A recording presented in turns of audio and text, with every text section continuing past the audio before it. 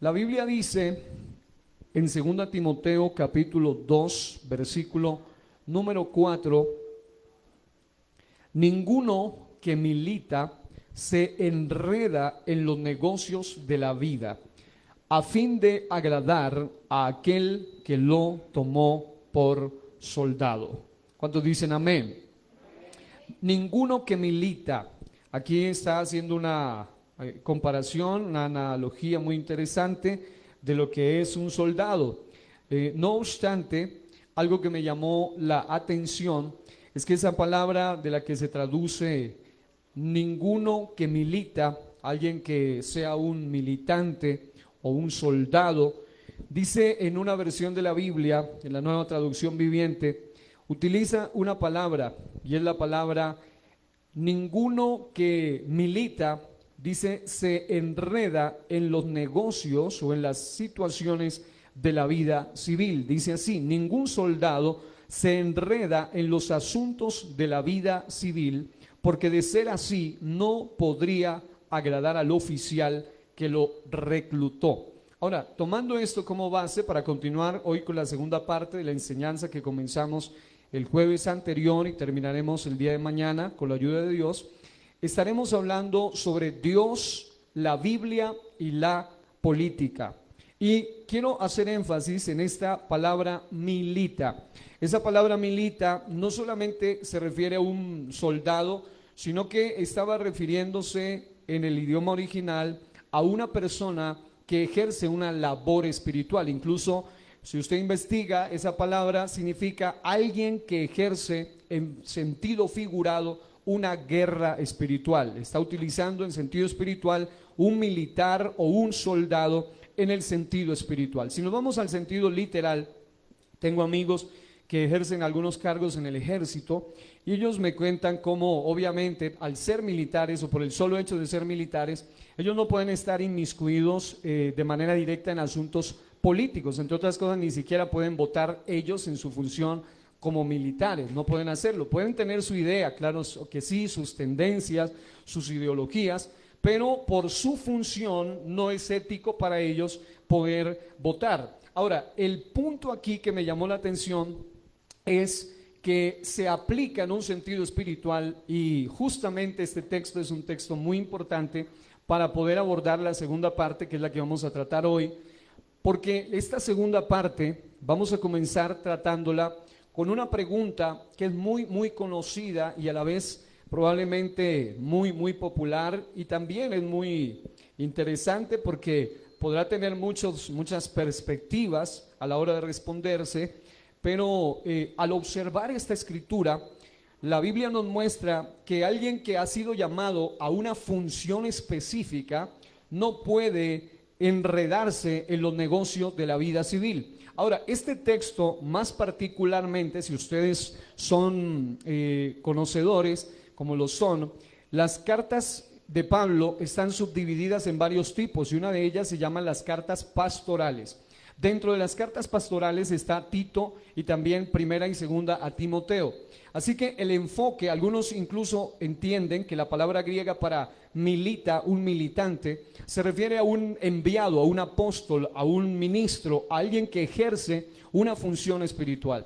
Desde ese punto de vista, bíblicamente hablando, se puede corroborar lo que voy a presentarles en un momento, y es que en un sentido totalmente obvio, por sentido común, un ministro, es decir, alguien que ha sido llamado a ser ministro, diga, llamado a ser ministro, es decir, alguien que ejerce una función ministerial o que tiene un llamado ministerial, no puede inmiscuirse en los asuntos de la vida civil. Ese es el punto que está claro. Y como estamos hablando de Dios, la Biblia y la política, alguien me hizo una pregunta hace unos días y quiero compartirle la respuesta a esa pregunta con unos detalles más amplificados.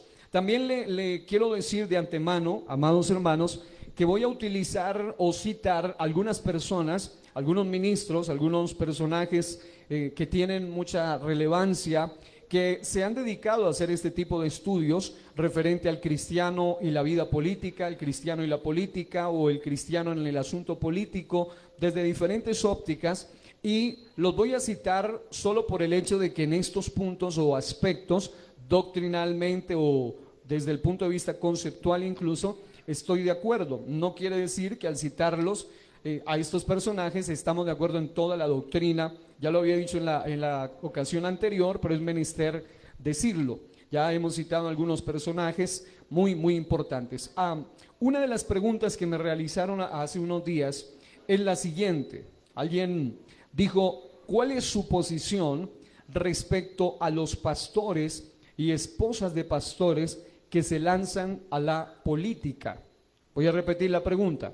¿Cuál es su posición respecto a los pastores y esposas de pastores que se lanzan a la política? Ya de entrada estamos comenzando con una pregunta que es necesaria, es fuerte, pero acabamos de leer que bíblicamente hablando, cuando alguien ha sido llamado a una militancia espiritual o a ser alguien enviado, un apóstol, un hombre o una mujer que ha sido llamado por Dios a una función espiritual, no puede ni debe enredarse o inmiscuirse en los asuntos de la vida civil. Pero voy a responder de la siguiente manera. Al respecto de esta pregunta en particular, que la voy a dar a modo de introducción de esta segunda parte, algo importante a tener en cuenta es que hay varios aspectos que denotar y sin ser muy detallado, sino en términos generales, voy a tocar algunos de esos aspectos. En primer lugar, para poder responder con claridad a esta pregunta, hay un detalle que tener en cuenta y es este, y es que hay un nivel demasiado elevado de incongruencia entre fungir en la labor pastoral, que es social, por supuesto, pero con un enfoque específicamente espiritual, concerniente a un llamado que debe ser apolítico y sin sesgos ideológicos o partidistas, y la labor política en sí. Es decir, son dos asuntos que no concuerdan. Alguien ponía el ejemplo de que son como el agua y el aceite. Son dos asuntos que, por mucho que tratemos de unirlos, no se pueden unir. Es decir, no se puede unir la función que es social, pero de énfasis espiritual, con la función que es social, pero con énfasis gubernamental o político. No se puede unir estos dos aspectos.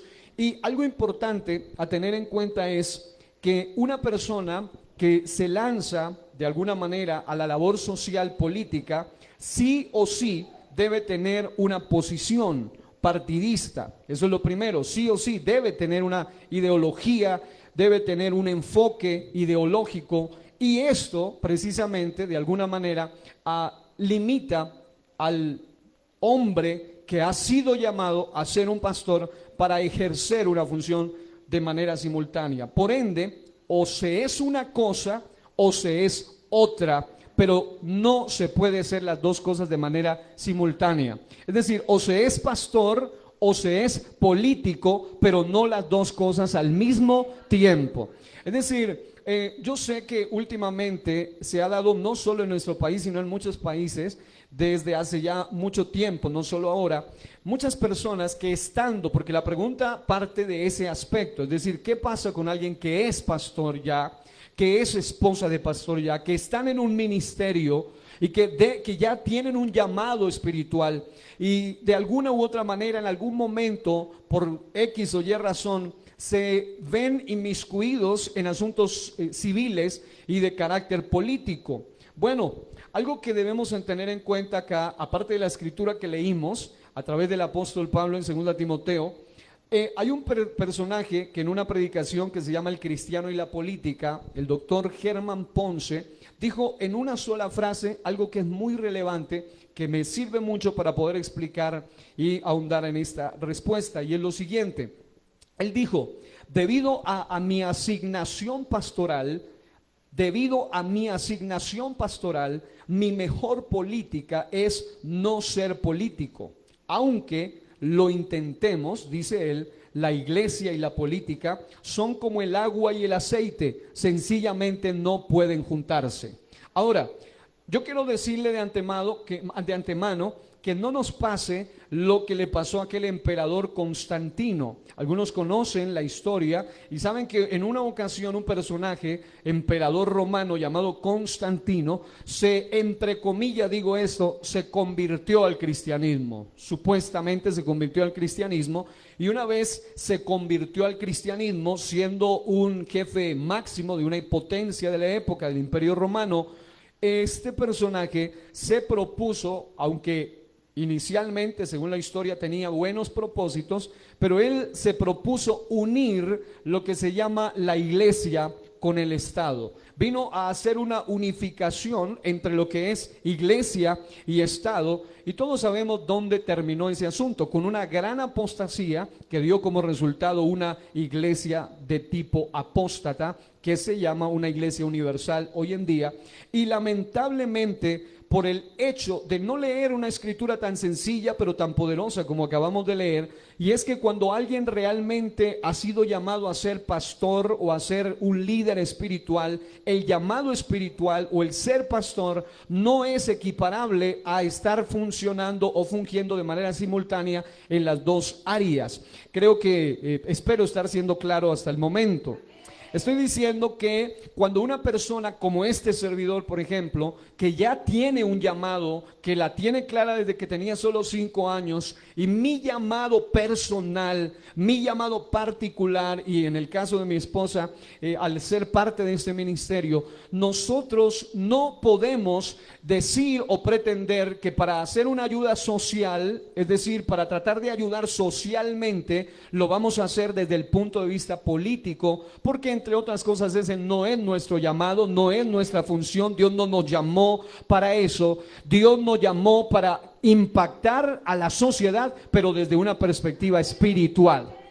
Ahora, es muy diferente una persona que no hace parte de las filas espirituales, y aquí viene entonces el segundo punto al respecto del por qué considero que o se es pastor en el sentido estricto de la palabra, o se es político en el sentido funcional del término. Yo no quisiera traer, aunque es muy obvio, que en algún momento probablemente usted haya conocido un caso así y venga a su mente, pero ya es un asunto suyo en su mente. No voy a traer como ejemplo a ningún personaje que haya conocido, pero sí hemos conocido muchas veces de personas que están ejerciendo una labor pastoral, llegan a ser muy influyentes en su X o Y denominación, y de repente se lanzan al consejo, se lanzan a la alcaldía, se lanzan a la gobernación, se lanzan a cualquier función de gobierno. Pero ¿cuál es el problema? El problema en sí no es que se lancen como tal, el problema es que pretenden seguir siendo simultáneamente pastores y al mismo tiempo alcaldes, pastores y al mismo tiempo gobernadores, o pastores y al mismo tiempo concejales. Hermano, hay cosas que definitivamente o se hacen bien o mejor no se hacen. Y si es pastor, dedíquese a ser pastor, y si es político, pues sea político, pero no se puede hacer las dos cosas al mismo tiempo. ¿Cuál es la razón para ello? La razón es la siguiente: o se es político en el sentido funcional del término. ¿Por qué? O se es pastor en el sentido práctico del término. ¿Por qué? Porque ambas cosas ocupan el 100% del tiempo. Es decir, ¿cómo puedo yo servir a dos señores? La Biblia dice que no se puede hacer. Es decir, a nosotros los que nos ha llamado Dios a ser pastores, definitivamente siempre nos termina faltando tiempo para cumplir nuestra función como debe ser, cuanto más cuando alguien pretende hacer las dos cosas de manera simultánea. No solamente se requiere tiempo, sino también preparación para hacer o ejercer esa labor, tanto la pastoral como la política o gubernamental. Enfoque, empeño, se requiere labor, se requiere esfuerzo, se requiere trabajo y muchas cosas que exigen el 100% de la mente y del esfuerzo del individuo. Y no hay un individuo con tal capacidad de ser lo suficientemente efectivo, eficiente, siendo pastor y al mismo tiempo siendo político. Eso es algo incongruente. Ahora, es literalmente imposible hacer las dos cosas bien. ¿Por qué? Porque si se pretenden hacer simultáneamente, en algún momento alguna de las dos labores va a absorber su tiempo y usted va a descuidar otra función. Es decir, en el ambiente pastoral le ocupa el 100% del tiempo.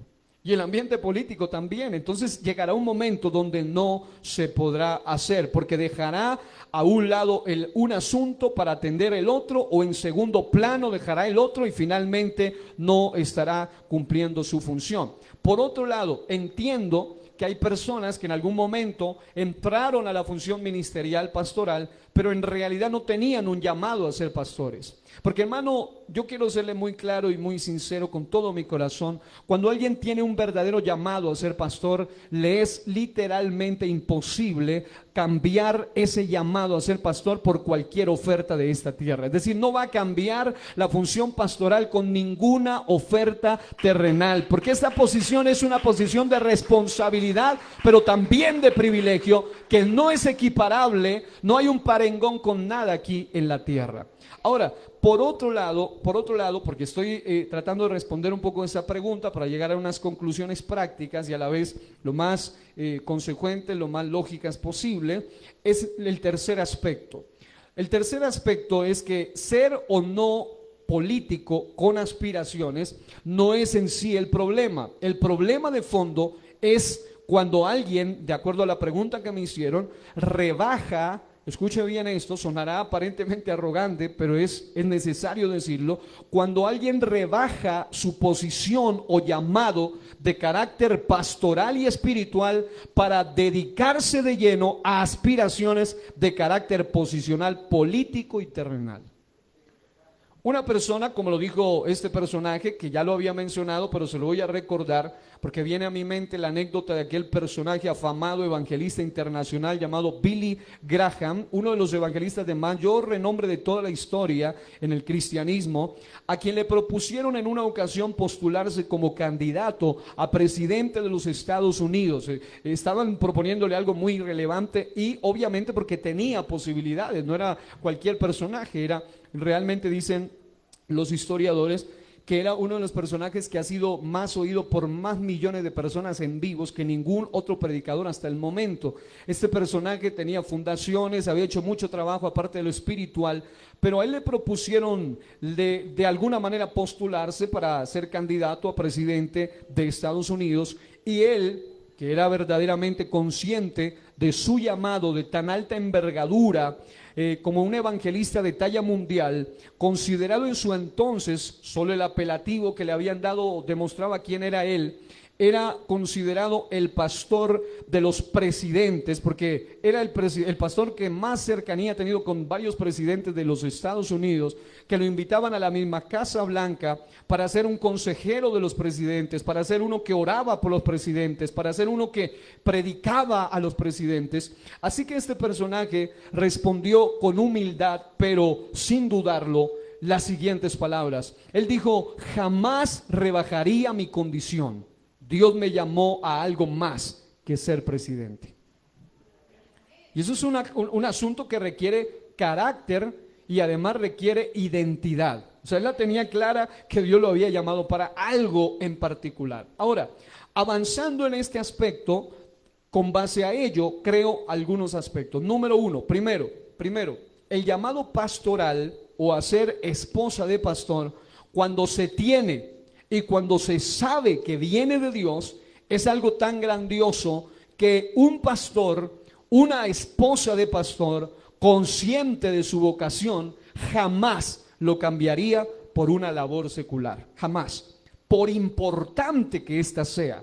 Más aún cuando esto le arrebate la totalidad de su tiempo. Y si vamos al punto político otra vez, le va a arrebatar la totalidad de su tiempo. Muchos alguna vez se propusieron lanzarse, no solo en Colombia, en otros países, a ser presidentes o a ser de algún cargo muy relevante, y ellos pensaban que en su agenda iban a tener todo el espacio posible para estar el martes, el jueves, el domingo, estar en los eventos. Ya no era posible, tenían que estar enfocados en su nueva vida civil. Lo segundo, cuando alguien tiene un llamado, y esto es algo muy importante de decirlo, cuando una persona siente que tiene un llamado a una labor social política, incluso, y esto es importante, porque se ha dado el caso, repito, de gente que quiere simultáneamente ser pastor y al mismo tiempo ser político, pero incluso cuando alguien haya sido o sea un pastor o una esposa de pastor, y él dice o siente en su corazón, es que yo siento el llamado a servir a mi patria desde la Cámara, desde el Senado, desde la alcaldía, desde el consejo, etcétera. Ese alguien debe aprender a tomar decisiones bien claras en su propia vida. ¿Qué sería lo correcto para ese alguien? Sería que se decida hacer o lo uno o lo otro, pero no a pretender hacer algo que interrumpe su función más importante, y es la función administrativa y de cuidado pastoral. Es decir, debe decidirse: o quiere seguir siendo ministro o esposa de un ministro, o quiere dedicarse de lleno a ese tipo de vida que es incongruente con su práctica. En tercer lugar, porque así vamos llegando a algunas conclusiones muy interesantes, se ha dado ya el caso de muchos personajes cristianos que han llegado a posiciones de gobierno y han dado muy buenos resultados. Algunos de ellos lo han hecho y han dado buenos resultados. Han dejado una profunda huella en cuanto a lo que se llama lucha social, o incluso en pro de asuntos vitales y morales, como lo es el modelo de familia, la defensa de la vida, la libertad religiosa y de cultos, la legalidad, entre otros. Han dejado un granito de arena cuando dieron su paso por alguna función. Pero algo que es bien importante decirlo, porque como lo decíamos en el mensaje inmediatamente anterior, no solo la Biblia es realista al hablarnos del asunto político, sino que también nosotros debemos ser realistas en cuanto al asunto político como tal. Y es que finalmente quienes se han involucrado de lleno se han dado cuenta de la podredumbre que hay en altas cortes gubernamentales, donde se deciden leyes fundamentales y saben que no la tienen fácil, sobre todo si son cristianos. Es decir, algunos piensan que lanzarse como cristiano va a ser coger el cielo a dos manos y todo va a salirle suave. A ninguno de cualquier ideología le queda fácil, siempre tiene grandes contrincantes del otro lado, mucho más alguien que tenga ideologías que son totalmente opuestas al sistema pervertido de toda una sociedad. Es decir, no la va a tener fácil, puesto que, por un lado, hay lo que en términos políticos le han llamado maquinarias de oposición, es decir, fuerzas muy grandes, partidistas o de influencia, que se oponen a esas ideas que venga a proponer un candidato político que sea de una corte cristiana. O incluso existe también lo que se llama la discriminación, no solo política y mayoritaria, sino incluso mediática. Es decir, todo aquel que dice: yo siento un llamado a ser alcalde, siento un llamado a ser un concejal, siento un llamado, y algunos hasta dejan un ministerio por irse allá, también deben pensar en la realidad de que no van a tenerla nada fácil, empezando porque van a ser parte de una minoría todavía, van a ser parte de lo que se llama discriminación mayoritaria por fuerzas políticas de maquinarias contrarias a sus ideologías, sobre todo si son cristianas y fundamentales, y además de ello también tienen un gran ataque desde el punto de vista mediático. Hasta los medios tienden a minimizar el accionar de gente que propone cosas que no son muy socialmente o políticamente correctas en el sentido humano, o tampoco son muy agradables al oído de la sociedad como tal. Así que cuando una persona se lanza con unas buenas intenciones, siendo un cristiano, por ejemplo, que va a proponer asuntos, por ejemplo, que van contra la aprobación o van a ir en contra de la divulgación de proyectos que son inmorales, y por su parte él presenta proyectos que tienen un tinte moral, obviamente le va a quedar muy difícil ir a ese mundo, del mundo político, con toda la podredumbre que hay, hacer un trabajo debidamente, o como por lo menos como él quisiera hacerlo.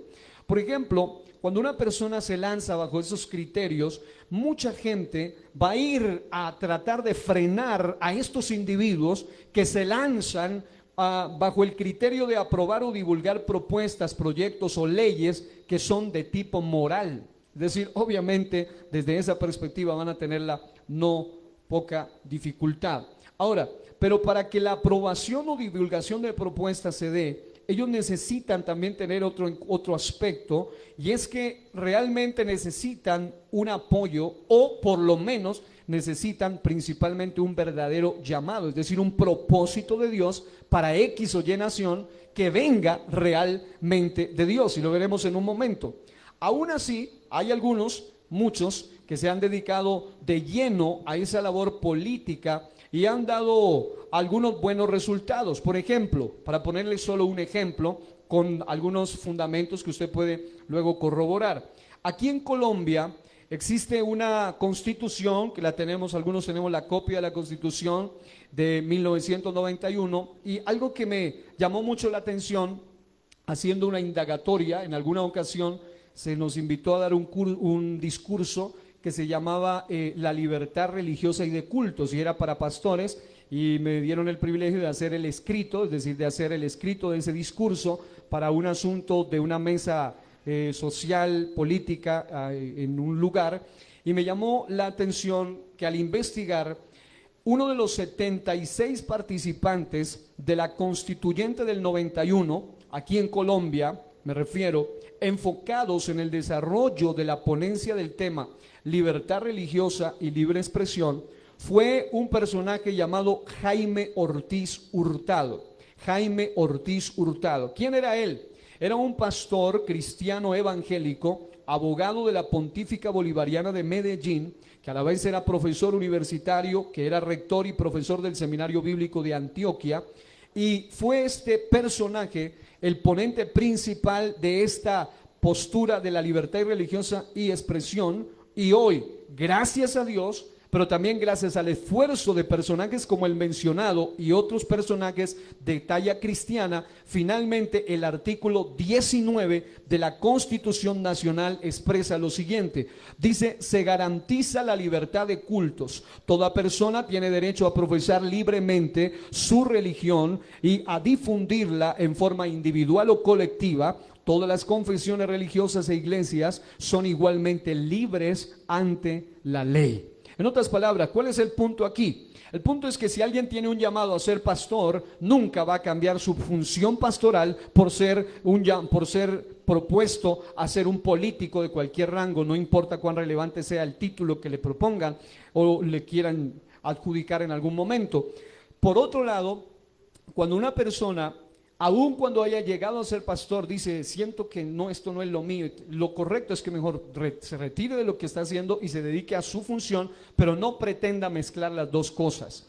Lo tercero es que cuando una persona ha llegado a una función de tipo gubernamental, lo correcto y lo ideal es que llegue a hacer como mínimo dos cosas. Número uno, a traer un beneficio para la iglesia o el reino de Dios, y número dos, para traer un beneficio a la sociedad. Es lo mínimo que se espera de ellos. Hoy nosotros tenemos, y aprovecho este momento para leer un poco de esta constitución de nuestra iglesia, que como ya lo habíamos dicho, aquí en Colombia tiene por lo menos 3 partes: artículos de fe, que tiene que ver con doctrinas o nuestras normas espirituales; lo que tiene que ver con reglamentos internos, que son las normas que bajo un aval gubernamental toda organización previamente bien legalizada puede tener. Y algo que me llamó la atención en el preámbulo dice así, algo de esta manera, voy a resumir lo más relevante. Dice que la Iglesia Pentecostés Unida Internacional de Colombia, después de una asamblea que se dio en el mes de julio del 2007 en Ibagué, en concordancia con la Constitución Política de la República de Colombia de 1991, que reconoce en su artículo 19, el que acabamos de leer, la libertad de culto y religión, reglamentado por la Ley 133 del 23 de mayo de 1994, en su artículo 13, y los decretos reglamentarios que le da plena autonomía y libertad a las iglesias y confesiones religiosas en asuntos de carácter religioso para establecer sus propias normas de organización y régimen interno, así como las disposiciones para sus miembros. Hoy, por la gracia de Dios, pero también por el trabajo de gente que han llegado a posiciones de gobierno, no solamente la iglesia es una iglesia que tiene la prerrogativa hoy en Colombia, por lo menos estoy enfocado acá, de tener un artículo, el 19, una ley, la 133 de 1994, y tener muchos asuntos donde acudir en caso de que se pretenda impedir la libre predicación del Evangelio. Pero esto no se dio, repito lo que dije en el mensaje anterior, a punta de oración y ayuno. Es decir, la oración y ayuno fue fundamental, pero se debió a que hubo gente que tuvo un llamado para estar allá involucrado en los asuntos y fueron a hacer un beneficio para la iglesia, como lo es esto. En segundo lugar, hoy en día nosotros pertenecemos a una iglesia que se llama la Iglesia con Personería Jurídica Especial. Teníamos antes lo que se llama una personería jurídica, tenía menos prerrogativas ante un gobierno, pero hoy en día, por gracia de Dios, el segundo estatus más importante, después de lo que se llaman las iglesias que tienen concordato con el Estado, y entre ellas solo está la Iglesia Católica, que es una iglesia que tiene exención absoluta de todo tipo de impuestos y todo el asunto. El segundo estatus son las iglesias con personería jurídica especial. ¿Cómo se logró esto? Gracias a Dios y a personas que estuvieron en algún ente de gobierno impulsando para que se dé este asunto. Lo digo de otra manera, nunca usted va a ver al diablo trabajando en favor de la iglesia, pero siempre va a haber gente que tiene principios morales, que si llegaron allá y entendieron que esa fue su función, ese fue su llamado, obviamente van a aportar en pro de la iglesia. La iglesia Pentecostés, allí en la entrada nosotros tenemos incluso la copia de una de las cartas magnas que se le dio de parte del Congreso en reconocimiento a esta organización también en Colombia. Y no crea que eso lo hizo un personaje de X o Y partido, sino un personaje que es de origen cristiano, que obviamente no voy a decir el nombre porque sonaría incluso político, porque justamente creo que en esos momentos está en esas contiendas políticas. Entonces no mencionaría el nombre si fuera en otro caso, pero fue este personaje el que dio de alguna manera o metió, si decimos en términos muy castizos, la cucharada o puso un granito de arena para que se dé este asunto y este reconocimiento a la iglesia. Ahora, hasta aquí, ¿cuál es el propósito? ¿Hacia dónde vamos con este asunto? Es que viene una cuarta forma de ver para poder dar una respuesta más contundente a esa pregunta que me realizaron, y es esto: si alguien ha hecho algo por la sociedad o aspira a un cargo de gobierno con intenciones correctas, o cuando ha llegado a posiciones gubernamentales ha demostrado con hechos ser eficiente, me parece bien que siga luchando políticamente si ese es su llamado en la vida, pero nota que no suceda lo de muchos que se lanzan a proyectos políticos cuando en su vida no tienen ni la capacitación ni la vocación para ello. Es decir, hay gente cristiana, estoy hablando, ese es mi enfoque ahora, gente cristiana que nunca ha hecho nada ni por la cuadra, ni por el barrio, no han estado ni en una junta comunal, no saben ayudar ni siquiera en la iglesia local, y de repente, porque tienen renombre en redes sociales, son lanzados fácilmente, propuestos por algunos personajes, y hoy en día son lanzados a algunos cargos de mucha relevancia, y lo mínimo que uno esperaría es que esa persona por lo menos haya hecho algo por su sociedad, por su sector más cercano. Pero muchas de estas personas no tienen algunos ni la preparación, ni mucho menos la vocación real para ello, porque la vocación se ve aún antes de tener un cargo. Es decir, el que tiene vocación a ser pastor, se le nota antes de ser pastor. Mucho antes de ser pastor, eso se nota, eso desde su liderazgo se siente. Lo mismo sucede con gente que tiene vocación para ser un político. Ellos siempre están liderando, desde la misma escuela son los personeros, todo el tiempo están en el asunto, pero son gente que tenía vocación. Ahora, finalmente, la vocación pastoral, reitero esto, es un llamado de tal nivel que trasciende a lo terrenal. Tiene un enfoque social, claro que sí, porque se trata socialmente, psicológicamente, a las personas espiritualmente, a las personas se ayuda a regenerar. Es decir, no hay un ente en la tierra que tenga más efectos y más pruebas para demostrar del beneficio que le hace a la sociedad que la iglesia del Señor. Es decir, aquí sin ningún tipo de tratamientos, ningún tipo de inyecciones, ningún tipo de desintoxicaciones humanas, estamos viendo cómo mucha gente a través del mensaje mensaje real y poderoso del Evangelio han sido liberados de esclavitudes, de drogas, de esclavitudes al vicio, a cualquier tipo de maldad, gente que ha sido regenerada por el poder del Evangelio. Y viene a mi mente ponerle este ejemplo, y es que cuando la gente se enfoca en el verdadero, es decir, en su llamado para el que vino a esta tierra, es capaz de hacer lo que ningún político es capaz de hacer. Voy a ponerle este ejemplo. Jesús tuvo entre sus discípulos a uno llamado Judas Iscariote, y tuvo entre sus discípulos a uno llamado Simón el Celote. Cuando usted investiga, debe darse cuenta que los iscariotes, voy a decirlo con mucho cuidado, pero lo voy a decir claro, los iscariotes eran como los paramilitares de la época, y los celotes eran como los guerrilleros de la época. Y usted sabe que Judas terminó muerto porque él mismo fue y se ahorcó, pero nunca entre ellos se mataron. Jesús nos mostró el poder de unificar a los dos más enemigos de la época, sin necesidad de decir yo me lanzo para ser el presidente o el que los libere del poder del emperador. Jesús presentó el modelo poderoso más efectivo de ayudar a resocializar y regenerar al ser humano por el poder transformador del Evangelio. Yo no me imagino cómo serían esas reuniones, porque Jesús logró meter a un ex paramilitar, Judas Iscariote, a un ex guerrillero, Simón el Celote, y además, como si eso fuera poco, les puso un representante del gobierno más odiado, que era un publicano llamado Leví o Mateo. Y los tenía los tres ahí en el mismo lugar, y llegaron a ser apóstoles del Señor Jesucristo.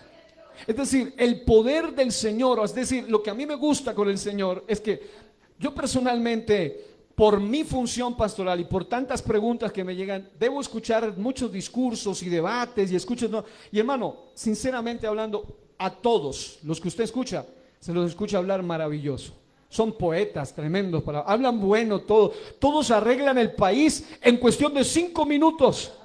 Todos, y sí es impresionante la retórica, y el uno dice que el otro está mal, pero que él sí está bien, y el otro dice, no, es que el otro, eso es imposible, pero lo mío sí. Es decir, son tremendos para embaucar a las personas, son tremendos.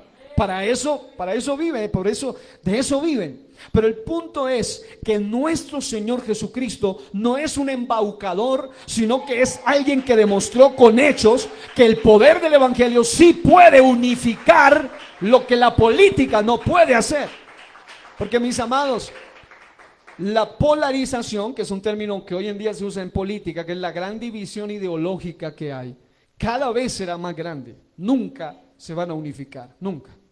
Hoy en día, ya lo decía en el mensaje anterior, ya ni siquiera se habla de izquierda o derecha, sino que como los políticos son tan astutos, ellos ya no hablan de derecha liberal ni de izquierda radical, sino que muchos dicen, ahora yo soy centro derecha. Otros dicen, no, es que yo soy como centro izquierda. Entonces la gente dice, no, este me suena mal.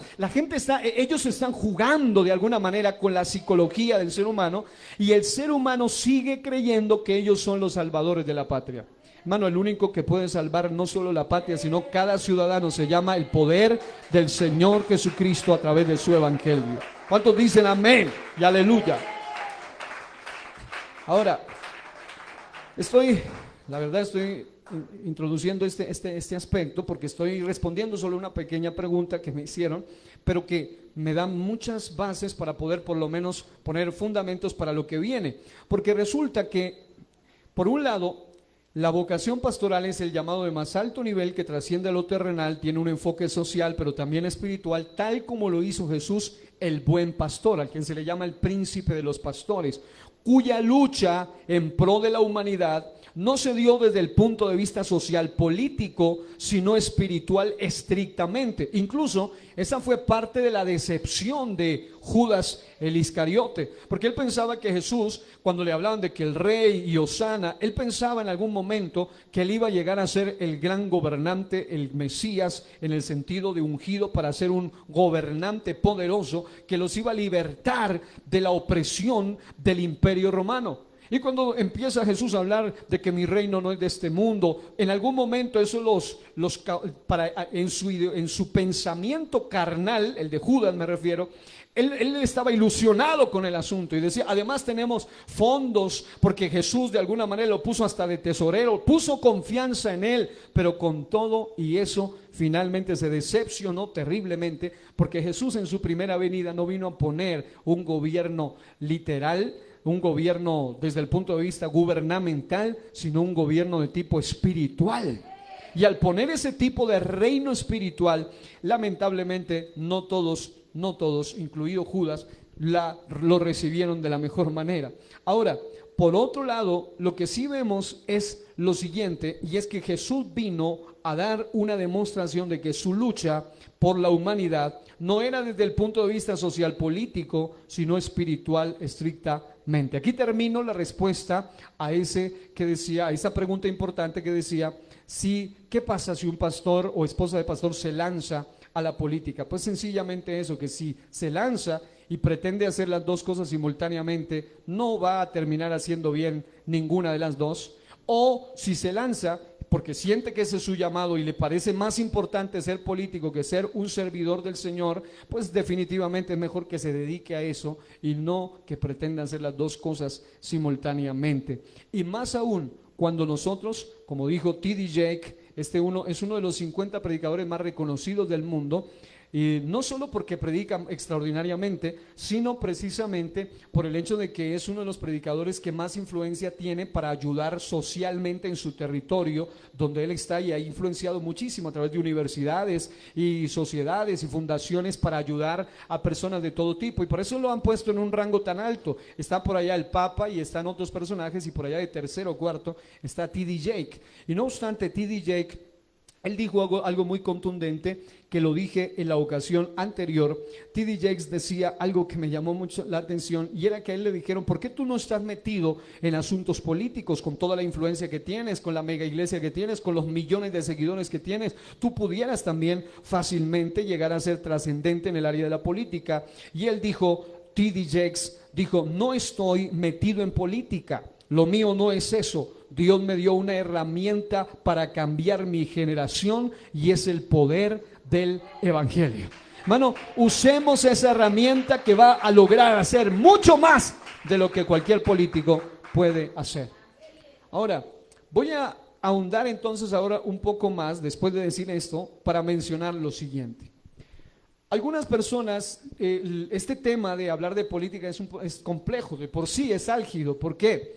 Porque sobre todo para uno como pastor debe tomarlo con un nivel primero de gracia de Dios, y al mismo tiempo de conocimiento, y al mismo tiempo de entender que dentro de todas las congregaciones hay personas de todo tipo de ideologías. Eso es normal, es decir, hay gente que tiene una ideología, otros tienen otro pensamiento, otros creen una cosa, otros creen otra. Así que el punto aquí es llegar a explicar algunos detalles como el que les voy a explicar. Por ejemplo, algunos llegan a creer que lo mejor que la iglesia puede hacer es definitivamente, cuando ya hablo de iglesia, no hablo de pastores, ya aclaramos que los pastores deben ocupar su función, la iglesia en el sentido eclesiástico debe ocupar su lugar. Por eso, amados, de antemano lo digo, hace muchos años dejaron ya de llamarme políticos para esta época, y personas con amigos políticos para esta época, porque siempre pensaban que por 4 sillas o por 20 sillas o por 3 cositas que le dan, iba uno a hacerles traer a un púlpito de estos que es dedicado para predicar la palabra del Señor, a uno de estos oradores tremendos que hasta Biblia aprenden cuando saben a qué grupo se van a dedicar. No, hermano, este lugar es respetado no solo por nosotros, sino que debe ser respetado a nivel social también. Nunca un político va a estar aquí cuando venga con pretensiones políticas, jamás. Pero el punto es que algunas personas han llegado a pensar que lo mejor es simplemente no inmiscuirse de una manera tan definitiva, tan alejada, como lo han hecho históricamente algunos grupos, que han llegado también a experimentar otros tipos de problemas de sociedad. Y otros se han ido al otro extremo, y es el extremo de decir, definitivamente vamos a meternos de lleno como iglesia con el poder político, porque así es que vamos a establecer el reino. Cuando piensan de esa manera, están totalmente desenfocados de lo que es el reino de Dios. Ahora, ¿cuál es el punto real? En todo, en Dios siempre existe Un nivel extremo que se llama libertinaje, otro nivel extremo que se llama legalismo y otro nivel, un nivel concentrado que se llama libertad. Libertad. En este aspecto, ¿cuál sería desde el punto de vista de libertad? El nivel extremo de legalismo dice, ni siquiera hasta votar es pecado, dicen algunos. Ese es el nivel extremo. Por el otro lado está el nivel de libertinaje, donde algunos, aún dentro de templos cristianos, hoy en día ya usted no ve un texto bíblico en esta fecha, y lo digo porque por experiencia, porque lo vi alguna vez, donde en esta fecha ya usted no ve textos bíblicos dentro del templo, sino la cara del político fulano y del otro político fulano que aportó 4 sillas a la iglesia. Hermano, nosotros no, nuestras bendiciones no dependen de los políticos, sino que vienen del Dios todopoderoso, del Dios que tiene el oro y la plata, y a quien Él quiere la da. Y hemos recibido bendiciones sin necesidad, en primer lugar, de vender el voto, porque eso debe ser algo de conciencia, es su decisión. Incluso le preguntaban a un pastor experto si un esposo y una esposa están obligados a votar por el mismo personaje solo porque son esposo o esposa. No, cada quien es libre de votar por quien quiera, porque este es un asunto de índole personal.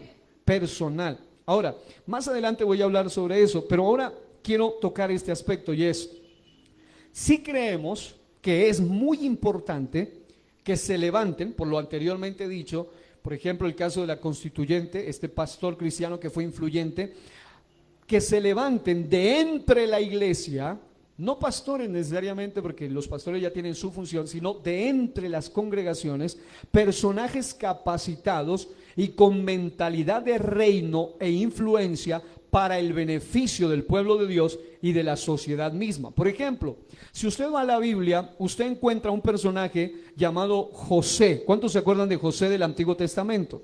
Entre el capítulo 37 y 50 usted encuentra en Génesis su historia.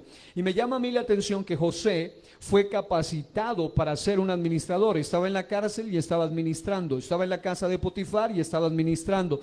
Hasta que llegó a ser el administrador a causa de su llamado, su capacitación y sus dones sobrenaturales. Porque él no llegó allá por asuntos de elección ni política, sino que él llegó allá por propósito de Dios. Acuérdense que él, a través de la revelación que Dios le había dado, fue llevado a ser de influencia en una de las potencias más grandes que ha existido, de los 7 imperios que existieron históricamente, de los 6 imperios existentes más reconocidos.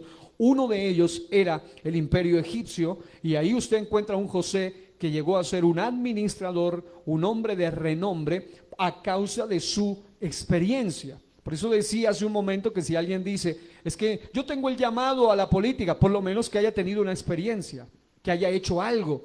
José fue un administrador en la casa, en la hacienda de Potifar, en la cárcel era un administrador, pero llegó a ser un administrador para beneficio del pueblo de Dios, principalmente de su propia familia y de la sociedad, porque toda la sociedad fue beneficiada a causa del sabio administrador llamado José. En segundo lugar, diga Moisés. Moisés también cumplió su asignación de libertador y caudillo, pero si usted hace un análisis de la vida de José, él fue previamente preparado secularmente para estar en posiciones de autoridad. Acuérdense que él fue preparado bajo la sabiduría egipcia para llegar a ser a su debido tiempo probablemente y muy probablemente uno de los principales en el reino egipcio. No obstante, también este hombre fue preparado espiritualmente, es decir, no solo secularmente, sino espiritualmente, para llegar a ser luego un caudillo del pueblo de Dios. Por otro lado, Nehemías. Usted encuentra que Nehemías fue un planificador de restauración de su ciudad, es decir, siempre pensaba en el beneficio del reino, de la iglesia, de la obra, de su familia, digámoslo de esta manera, en el sentido espiritual. Y Nehemías fue un hombre que era copero del rey, que estaba cerca de aquel rey, de aquel personaje, y aprovechó su cercanía con el gobierno de la época para hacer un canal de bendición para su pueblo. Eso lo hizo Nehemías. Por otro lado, encontramos el caso de una mujer valerosa llamada Esther, que es Hadasa, estrella.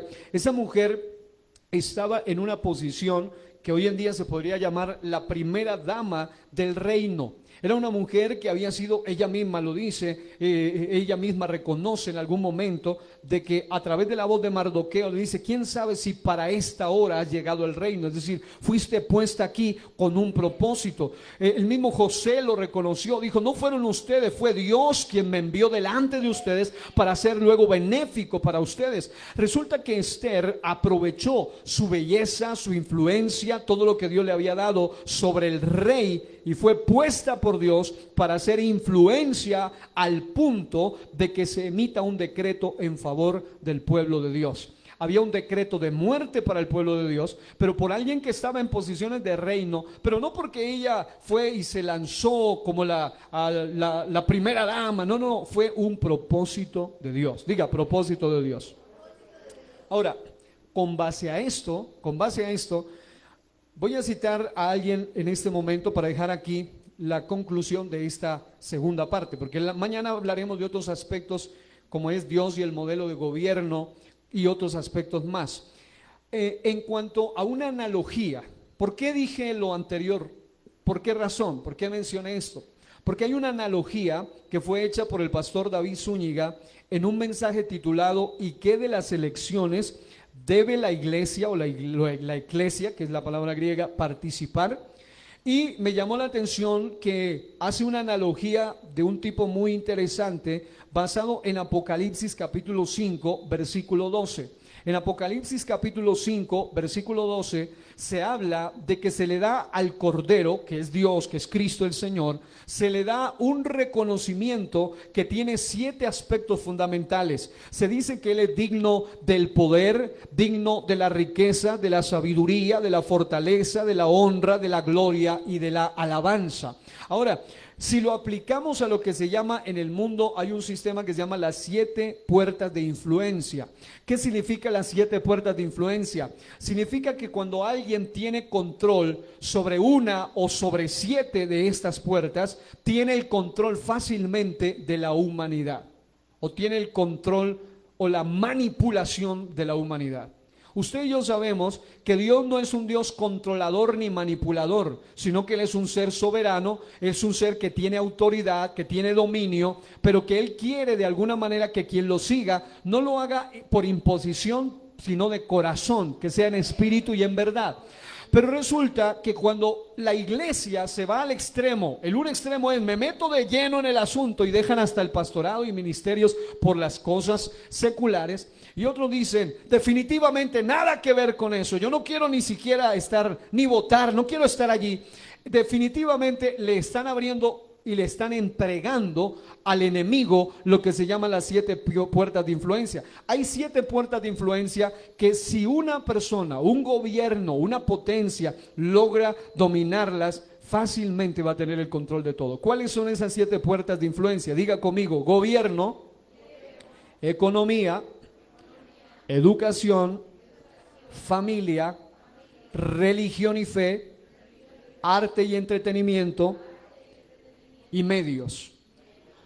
Cuando una persona tiene la influencia en esas 7 áreas, va a poder, por ejemplo, gobierno, el que esté en la posición de poder; economía, el que tenga el control de las riquezas; educación, eso incluye medicina y todas las áreas, tiene mucha influencia sobre la sociedad; sabiduría, tiene que ver con la educación y la medicina; familia, tiene que ver con la fortaleza, el núcleo de la sociedad en la familia. Y cuando alguien tiene control político, aunque sea inmoral, sobre los modelos de familia, pues obviamente una sociedad se va a ver controlada. Religión y fe, que tiene que ver con honra. Cuando el gobierno logra tener, o los que tienen ese poder, esas puertas de influencia, logran tener control aún sobre el área de la religión y fe, fácilmente pueden decir: se predica esto y no se predica esto, esto es por ley prohibido y esto es por ley permitido. Muchas veces de las cosas que se prohíben son cosas que son totalmente morales, y las cosas que se permiten son cosas totalmente inmorales.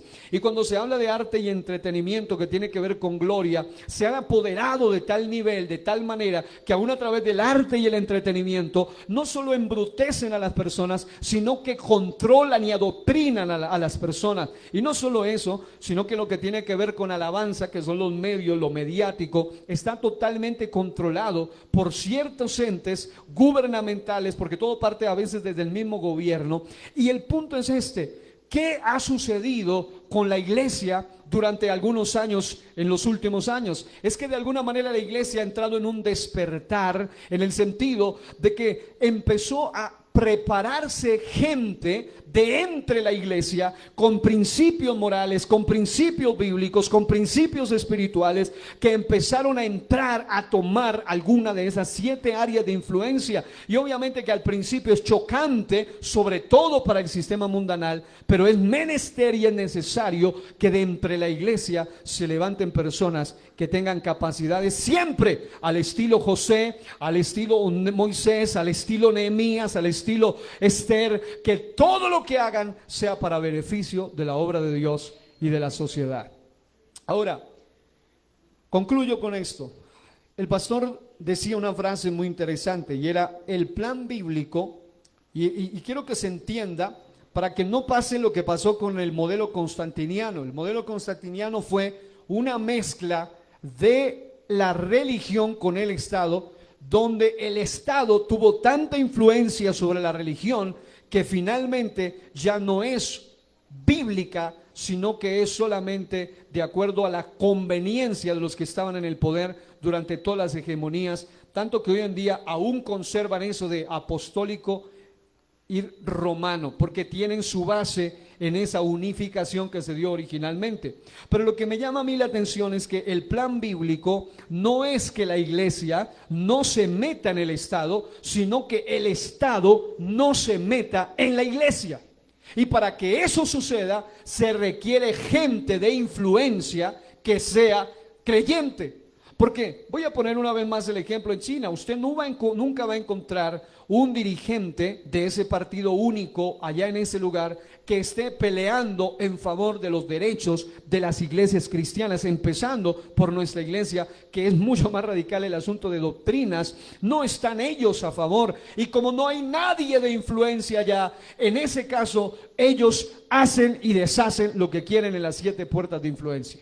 Se oye lo que se quiere. Los arte, entretenimiento, educación, gobierno, riquezas, todo va hacia un propósito de un grupo selecto que va opuesto totalmente a lo que la palabra de Dios dice. Pero, ya que gracias a Dios en muchos países, incluido ya nuestro país, hay gente que se ha levantado con el propósito de influenciar. Y no necesariamente para influenciar hay que ser político, porque como usted pudo ver, hay 7 áreas de influencia y solo uno tiene que ver con gobierno. Los demás tienen que ver con áreas como la medicina, la educación. Hay personas que aún hoy, con todo y que se haya aprobado por 5 personajes, entre ellos un conjuez, un dictamen que es totalmente aberrante e inmoral, aún así hay personas dentro de la medicina que no van a aceptar eso y ya se han negado a hacerlo, aunque sea dictaminado por ley, a causa de que tienen ya principios establecidos. Pero el punto es que se requiere en este tiempo, aún dentro de la iglesia, gente que aprenda que se requiere oración, se requiere ayuno, se requiere predicación, que lo que la predicación, la oración, el ayuno y el Espíritu Santo y la palabra logran, no lo logrará ningún ente político, eso está claro, pero también que se requiere gente como algunos de estos personajes, como el pastor mencionado, que cada vez que lleguen a una posición de influencia, sean medios. Porque hoy en día, ¿qué problema? No se puede tener una emisora legalizada, pero permiten cualquier tipo de basura radial, pero nunca para predicar el evangelio, y eso que no es para beneficiarse a alguien en particular. Y es una complicación. Pero ¿qué si tuviéramos nosotros gente de más influencia en el área de medios? ¿De dónde se van a levantar esas personas? No vamos a esperar que lo haga X o Y partido político, jamás lo van a hacer. Pero sí se levanta gente de entre las iglesias, gente que ama a Dios, gente que teme a Dios, pero que no aparecerá de la noche a la mañana, sino que será estilo José. José fue preparado como administrador por años, porque es que hay gente que quiere llegar a tener, como dijo alguien en estos días predicando, el pastor Carlos Giraldo, decía: si uno quiere llegar a ser bendecido y ser usado en posiciones de alto honor, de alto, digamos, en posiciones altas, uno debe aprender a ser fiel a Dios en las posiciones pequeñas. En las encargos que aparentemente son más pequeños. Pero hay gente que quiere llegar a tener poder sobre muchos cuando ni siquiera ha tenido ningún tipo de influencia ni en su propia casa. Finalmente, ¿dónde nosotros debemos empezar a aplicar las 7 áreas de influencia? En nuestros propios hogares, en nuestras propias casas. Allí es donde debe empezar a aplicar las 7 áreas de influencia. El gobierno, las cortes, las divisiones, ya sea lo ejecutivo, lo judicial, lo legislativo, pueden decir lo que quiera. Si la Biblia no lo dice, cuando alguien opera bajo un reino diferente, aunque el gobierno diga, o aunque el ejecutivo diga, o aunque el legislativo diga, o aunque el judicial diga, ya el cristiano tiene un código interno que va por encima de lo que las leyes humanas digan. Y no en el sentido de que vamos a desobedecer lo que es legal, pero sí vamos a resistir lo que no es legal delante de Dios. Acuérdense de Pedro, se le dijo, ustedes tienen una orden, nunca más prediquen en ese nombre. Él dijo, señores, qué pena con ustedes, pero es mejor obedecer a Dios antes que a los hombres. Así que, mis amados, que Dios nos ayude. Yo sé que entre ustedes hay gente que Dios les ha dado mucho intelecto. Ustedes son gente que se han preparado en una u otra área. Hay gente entre ustedes que están estudiando, otros ya terminaron X o Y carrera, otros ejercen en una u otra área. Qué bueno que ustedes y nosotros entendamos que Dios nos llamó a ser luz en medio de tantas tinieblas y que seamos influencia en nuestro territorio para bien, para bien. Pongámonos de pie y vamos a terminar orando esta noche en el nombre del Señor Jesucristo. Pude, con la ayuda de Dios, dejar hoy esta segunda parte. La tercera parte, si Dios permite, es el día de mañana y estaremos ahondando un poco más para llegar a algunos aspectos que son prácticos. Esto que les estoy compartiendo ahora, lo he estudiado ya hace muchos años y ahora estamos complementando para que en algún momento alguien más pueda ser beneficiado. Dios y Padre, estamos orando, Señor Jesús, por una iglesia y por un grupo de personas que entiendan cuál es su llamado, su verdadera vocación.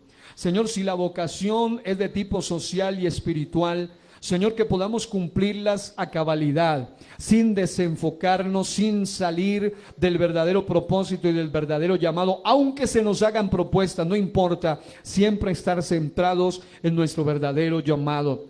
Pero también, Señor, estamos orando de una manera especial y específica para que tú, Señor Jesús, levantes de entre tu iglesia, Señor Jesús, o gente, Dios mío, aún de esferas de autoridad, de influencia, que puedan ser alcanzados por la mayor influencia que es la del poder de tu evangelio y puedan llegar, Señor Jesucristo, a ser también benéficos para tu obra y para la expansión del reino. Lo creemos, Señor, porque si en el mundo los hijos de las tinieblas son sagaces, hay una gran ventaja en los hijos de Dios, y es que mientras los del mundo son sagaces, los hijos de Dios son sabios. Así que necesitamos, Señor, que nos des sabiduría, Señor, para poder aprovechar bien el tiempo y también aprovechar bien la oportunidad de seguir siendo influencia en el nombre poderoso de Jesús. Amén y amén. ¿Cuántos alaban el nombre del Señor?